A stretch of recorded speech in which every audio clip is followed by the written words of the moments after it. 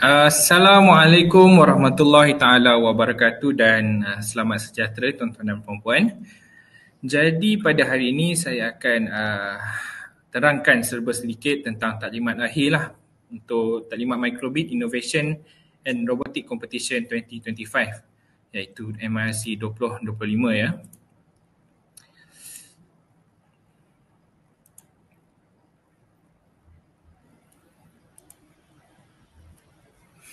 Untuk tema MIRC 2025 bagi kategori inovasi, inovasi menggunakan Microbit untuk meningkatkan taraf kualiti hidup, pertandingan bola sepak dengan menggunakan isobot iaitu soccer isobot, robotik soccer isobot, robotik pertandingan robotik untuk line following, pertandingan robot berpandukan garisan dengan cabaran line following.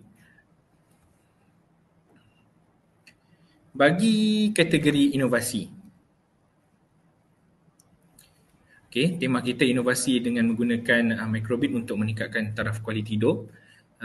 Saya akan ceritakan serba sedikit tentang perjalanan program lah untuk kategori inovasi. Dan tuan-tuan dan puan-puan boleh dapatkan jadual ini di lampiran surat yang telah kami lampirkan sebelum inilah dalam grup Hebahan ya. Jadi pada 11 Oktober 2025 pada jam 8 hingga 8.30 pagi, biasanya untuk hari pertama ni tidak diwajibkan untuk kategori inovasi ni datang. Tapi kalau tuan-tuan dan puan-puan nak datang untuk buat setup meja ke dan sebagainya, tuan-tuan dan puan-puan boleh mula mendaftar lah pada 8 hingga 8.30 pagi. Seterusnya 8.30 sehingga 9.30 pagi pula, kita akan adakan sedikit majlis perasmian untuk MIRC 2025 yang bertempat di Dewan Auditorium AST di UKM ya. Jam 9.30 sehingga 1 tengah hari, tuan-tuan dan puan-puan serta para peserta boleh membuat persediaan tempat bagi projek inovasi. Namun kehadiran untuk hari pertama tidak diwajibkan ya. 1 hingga 2 tengah hari kita akan mula rehat. Okey, untuk rehat, kita ada sediakan food truck dan banyak jenis gerai dekat kawasan tu nanti. So tuan-tuan dan puan-puan kalau nak rehat, nak makan, boleh pergi dekat kedai-kedai yang kami sediakan nanti ya. Okey, pada jam 2 hingga 5 petang iaitu pada hari Sabtu, masih lagi boleh buat persediaan tempat bagi projek inovasi dan jam 5 petang kita akan mula bersurai ya. Manakala pada hari Ahad pula iaitu 12 Oktober 2025 bagi peserta-peserta yang jauh daripada kita lah, daripada UKM, yang baru sampai di UKM boleh mula buat pendaftaran pada jam 8 hingga 8.30 pagi dan 9.30 sehingga 1 tengah hari kita akan mulakan pembentangan dan penjurian bagi kategori inovasi ya. Kemudian pada jam 1 hingga 2 petang kita akan rehat seperti biasa. Jam 3 hingga 5 petang pula, kita akan adakan majlis penutup dan penyampaian hadiah kepada para pemenang. InsyaAllah majlis penutup tu akan tamat pada jam 5 dan pada jam 5 kita akan mula bersurai ya. Okey, untuk info penjurian kategori inovasi pula, tarikh penjurian bagi kategori inovasi adalah pada 12 Oktober 2025. Persediaan tempat boleh dibuat bermula pada hari Sabtu iaitu 11 Oktober 2025 dan Ahad 12 Oktober 2025 bermula pada jam 8 pagi di bilik seminar AST pada Aras 3 lah. Nanti ada di Aras 3 nanti akan ada label-label lah kat mana bilik inovasi, mana bilik ini, mana bilik tu. Nanti kami akan letak label-label tu ya. Okey, untuk meja pula, saiz meja ni berukuran 120 kali 60 cm. peserta wajib membawa projek masing-masing bagi demonstrasi di pembentangan peringkat akhir. Digalakkan membawa aksesori tambahan seperti alas meja dan extension. Bahan tambahan pembentangan seperti plakat informasi, banner, bunting dan sebagainya boleh dibawa tapi tidak diwajibkan. Setiap kumpulan akan diberikan 1 meja dan 2 kerusi. Sekiranya para peserta rasa macam tak cukup meja, tak cukup kerusi dan perlukan meja atau kerusi tambahan, boleh maklumkan kepada tim kami iaitu urus dia yang akan ada dalam bilik tu nanti ya. Bagi cara penjurian pula, di peringkat akhir ini setiap kumpulan akan diberikan masa selama 15 minit untuk membentangkan projek termasuk sesi soal jawab bersama juri secara bersemuka. 15 minit ni termasuklah pembentangan, tunjuk video, tunjuk projek dan Q&A bersama juri ya. Pihak penganjur akan menjemput panel juri dari bidang industri dan akademik yang akan menghakimi projek mengikut kriteria yang telah ditetapkan. Sesi peringkat akhir wajib dijalankan secara bersemuka. Wajib ya tuan-tuan dan puan-puan. Jika pihak tidak dapat hadir, sila hubungi saya. Saya Mukri 017-375-2498. Segala keputusan juri adalah muktamad. Berikut merupakan serba sedikitlah gambar penjurian kategori inovasi MRC yang lepas. Sekiranya tuan-tuan dan puan-puan nak dapatkan hadiah, macam mana kita nak set up meja? Tuan-tuan dan puan-puan bolehlah rujuk gambar-gambar seperti yang dilampirkan di sini untuk mendapat idea lah untuk penyusunan projek tu nanti. Sekarang kita masuk untuk kategori Robotic Soccer Isobot. Tema bagi Robotic Soccer Isobot ialah pertandingan bola sepak dengan menggunakan Isobot. Sama juga, tentatif ni tuan-tuan dan puan-puan boleh dapatkan pada surat yang kami lampirkan sebelum ini di dalam huruf bahan ya. Pada 11 Oktober 2025, jam 8 hingga 8.30 pagi, kita akan mulakan dengan pendaftaran peserta. Seterusnya 8.30 sehingga 9.30 pagi akan ada majlis perasmian MIRC 2025 di Dewan Auditorium AST UKM. Pada 9.30 pagi sehingga 1 petang kita akan mulakan pertandingan robotik soccer Isobot lah ya. Jam 1 sehingga jam 2 kita akan mula rehat. Seterusnya kita akan sambung semula pertandingan robotik soccer Isobot pada jam 2 hingga 5 petang.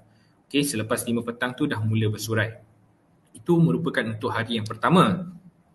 Untuk hari kedua pula iaitu pada hari Ahad 12 Oktober 2025, sambungan pertandingan robotik soccer Isobot, which is kami sasarkan untuk menghabiskan liga pada hari pertama dan seterusnya pada hari kedua kita akan masuk ke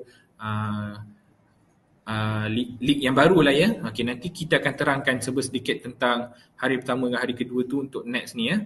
Kita akan mula rehat 1 hingga 2 petang dan pukul 3 sehingga 5 petang kita akan adakan majlis penutup dan penyampaian hadiah kepada para pemenang.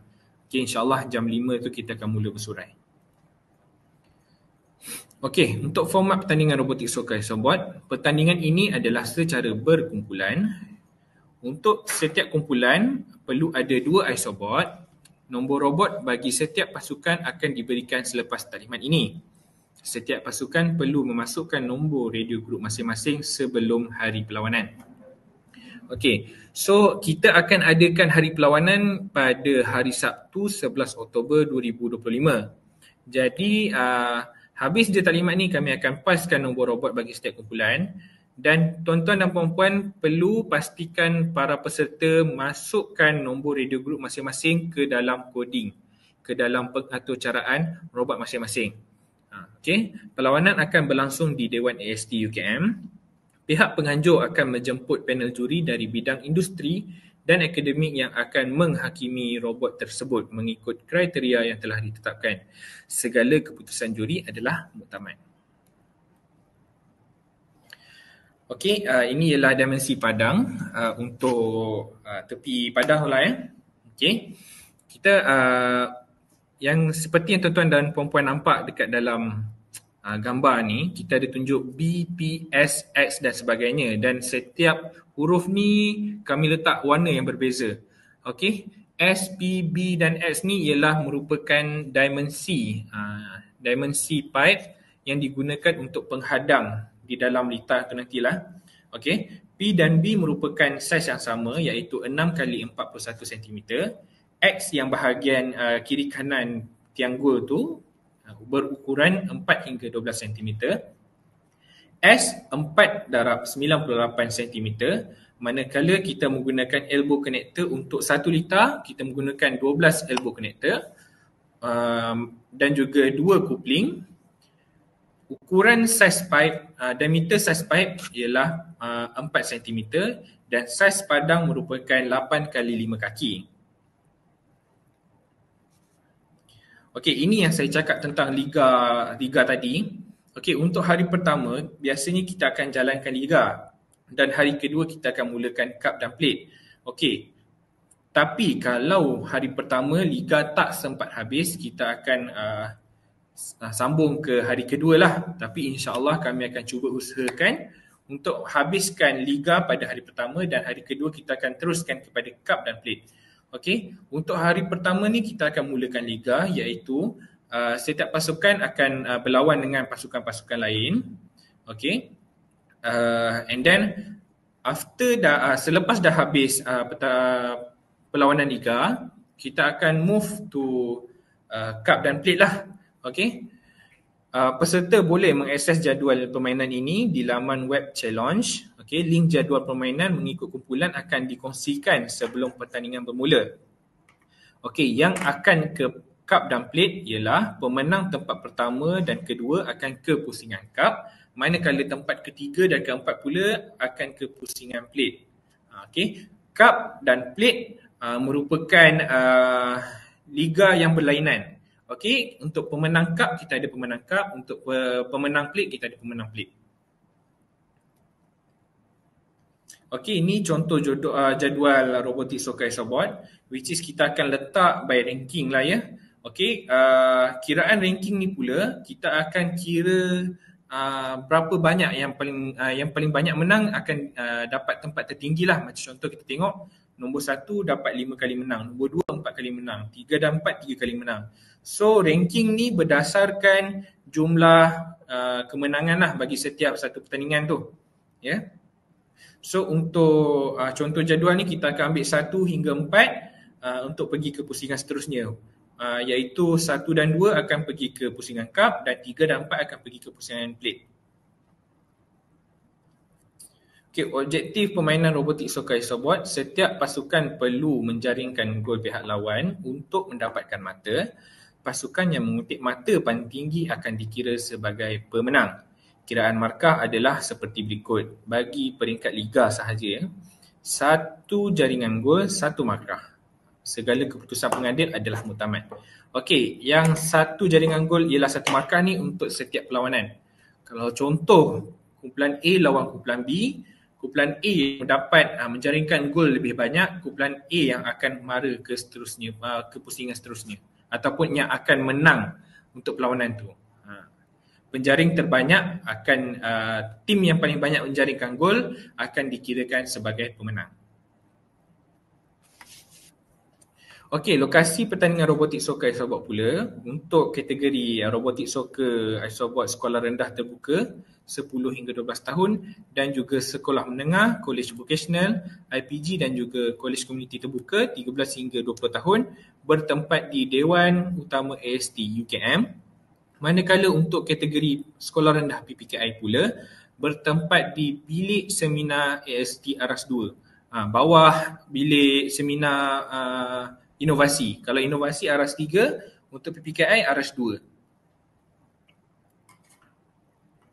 Okey, untuk spesifikasi robotik soccer isobot pula, hanya mikro pengawal microbit dan kit robot isobot sahaja yang dibenarkan.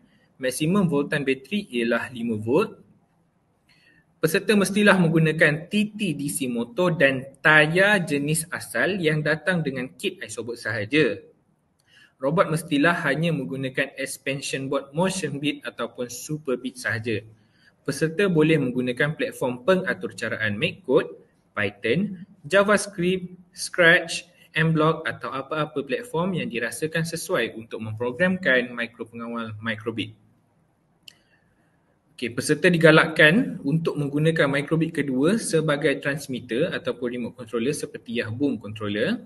Okey, kalau tuan-tuan dan puan-puan nak tahu Yahboom controller tu apa, okey, gambar yang di sebelah kanan saya bahagian bawah itu ialah Yahboom controller ya. Okey, isobot mestilah dalam keadaan asal ataupun standard. Jika peserta tiada microbit kedua, peserta boleh menggunakan apps EV microbit untuk mengawal robot. Saiz robot ialah 20x20x20 cm. 20x20x20 ni ialah dimensi isobot standard ya. Saiz bola 57 mm, berat kurang 200 gram. Attachment soker akan dibekalkan semasa pertandingan.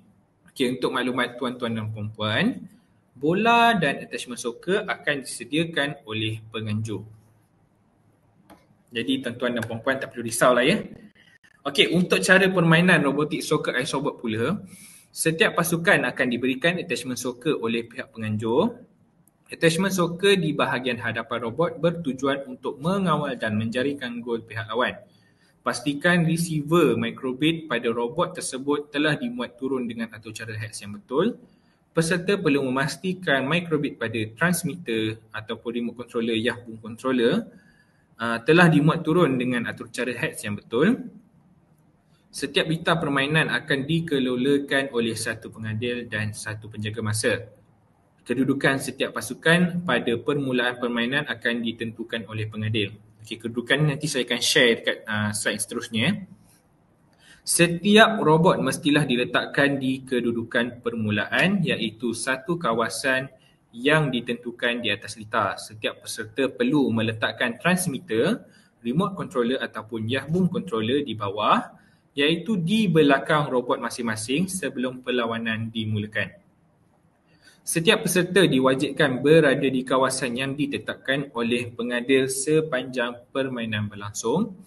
Setelah masa 2 minit tamat, pengadil akan memberhentikan permainan dan akan mengira jumlah markah dari bilangan jaringan gol bagi kedua-dua pasukan tersebut. Sekiranya pengadil mendapati bahawa keputusan markah adalah seri, maka masa tambahan selama 1 minit akan dilangsungkan untuk menentukan pemenang akhir. Setelah masa tambahan diberi, sekiranya keputusan masih seri, pusingan penalti akan dijalankan. Segala keputusan pengadil adalah muktamad. Okey, untuk demonstrasi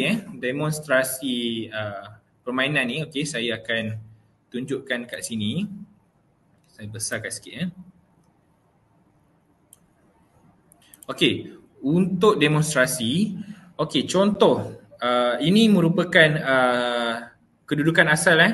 Setiap kali kita nak mulakan perlawanan, robot mestilah berada di setiap penjuru setiap penjuru kotak penalti seperti yang dipaparkan dalam ni. Kemudian controller tu mestilah diletakkan di belakang robot. Kena letak belakang robot ya. Dan bola akan diletak di tengah-tengah lah. Peserta bagi setiap pasukan tu nak duduk mana pula? Okey, kita akan bagi peserta ni duduk dekat setiap penjuru litar ni.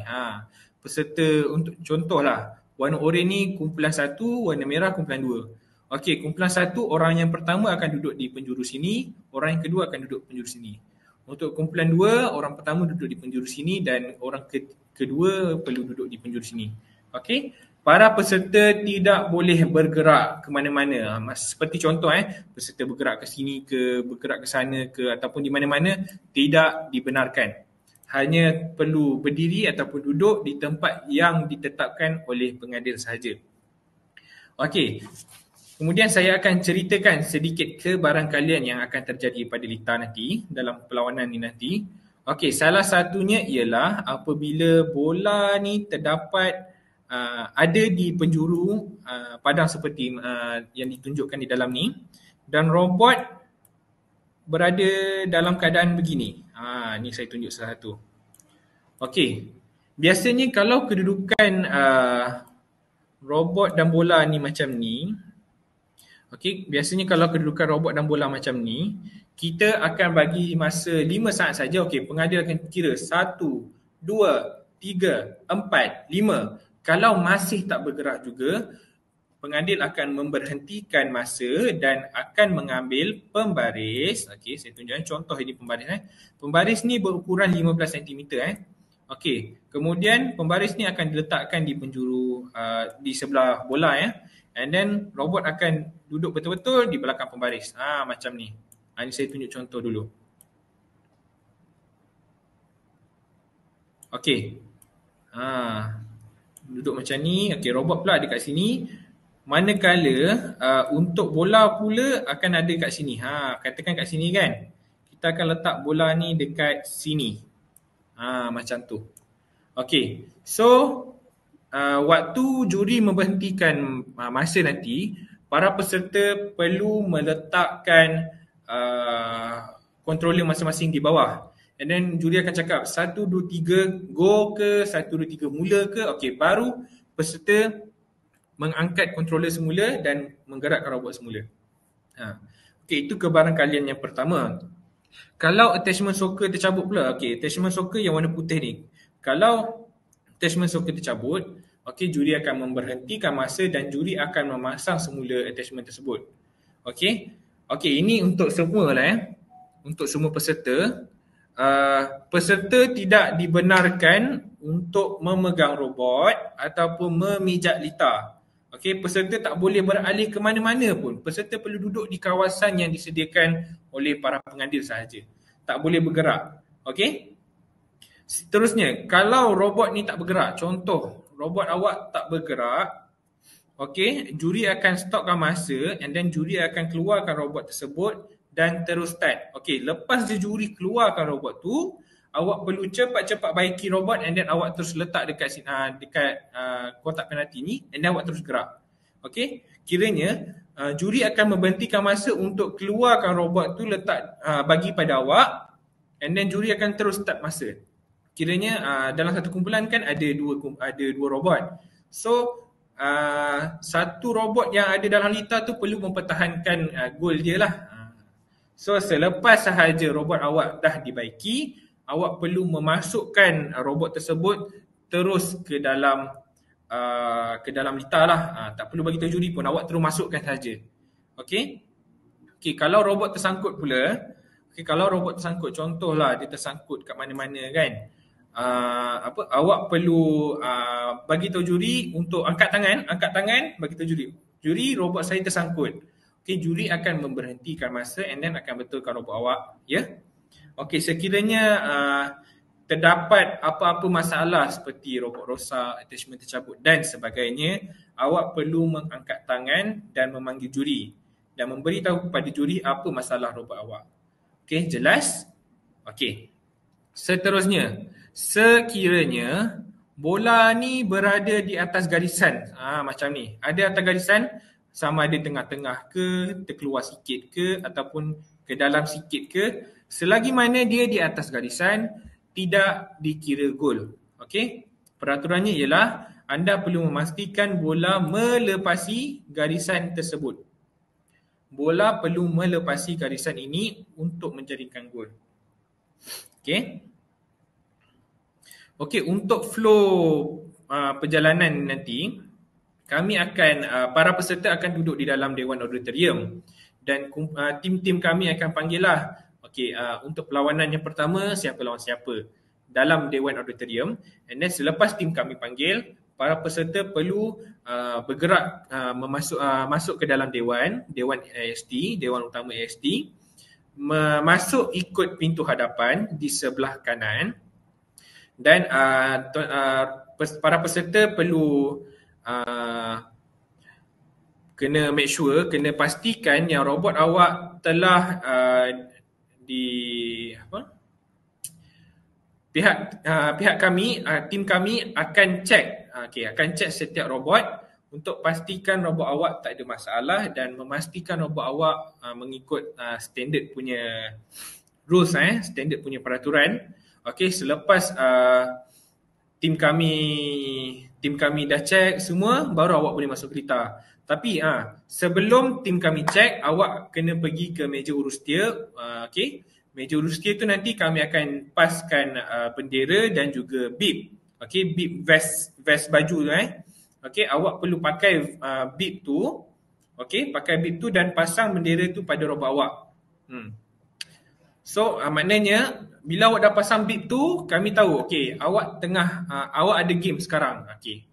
Kemudian untuk para guru-guru, sekiranya cikgu-cikgu nak lihat peserta ni berlawan, kami ada sediakan tempat khas untuk guru-guru tengok. Okey, nanti kami akan tunjukkanlah di mana tempat khas tu. Okey, guru-guru ataupun para penonton tidak dibenarkan untuk masuk di kawasan lita. Okey, ya. Okey, selepas dah masuk ikut pintu kanan, katakanlah dah habis. Okey, para peserta perlu pergi ke hadapan di meja urus setia semula untuk paskan bendera dan juga bib yang diberikan awal tadi. Kemudian keluar ikut pintu kiri.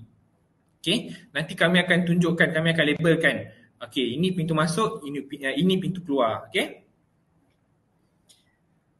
Alright, seterusnya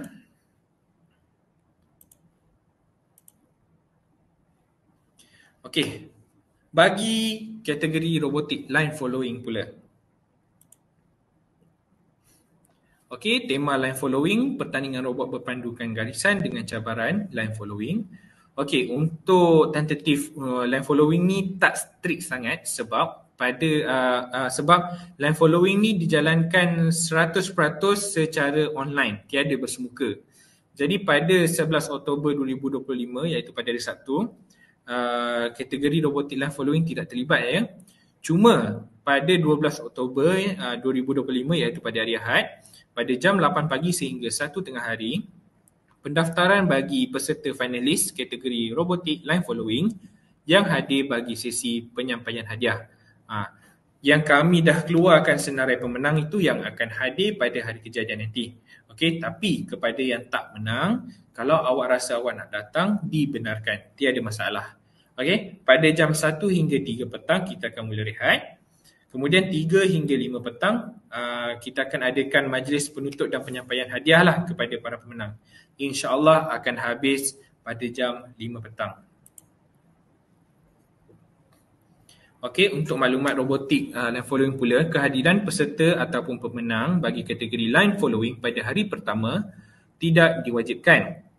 Peserta atau pemenang adalah dibenarkan untuk hadir dan menyaksikan perlawanan kategori lain yang berlangsung pada hari kejadian. Okey, sekiranya tuan-tuan dan puan-puan ataupun para peserta nak datang memberikan sokongan, memberikan galakan kepada para peserta bagi kategori lain, dibenarkan, tiada masalah. Untuk menyokong ke dan sebagainya, dibenarkan, tiada masalah. Okey, peserta atau pemenang boleh hadir untuk majlis penyampaian hadiah pada hari kedua iaitu pada hari Ahad 12 Oktober 2025. Sekiranya peserta ataupun pemenang tidak dapat hadir, sila maklumkan kepada tim Elvira untuk pengurusan penghantaran hadiah. Okey, boleh kontak saya lah pada nombor tadi 017 375 2498. Okey, ini merupakan laman web rasmi kami MRC 2025. Sekiranya setiap sekolah ingin mendapatkan surat jemputan ataupun surat kelulusan BSKK dan sebagainya, boleh dapat di laman web rasmi kami tuan-tuan dan puan-puan boleh scan QR ni and then boleh carilah di bahagian surat. Okey, kami ada sediakan bahagian surat jemputan di website kami. Okey, sekiranya tuan-tuan dan puan-puan ada serba sedikit soalan yang ingin bertanya kepada kami, tuan-tuan dan puan-puan boleh share di ruangan komen dan tim kami akan jawabkan untuk tuan-tuan dan puan-puan ya.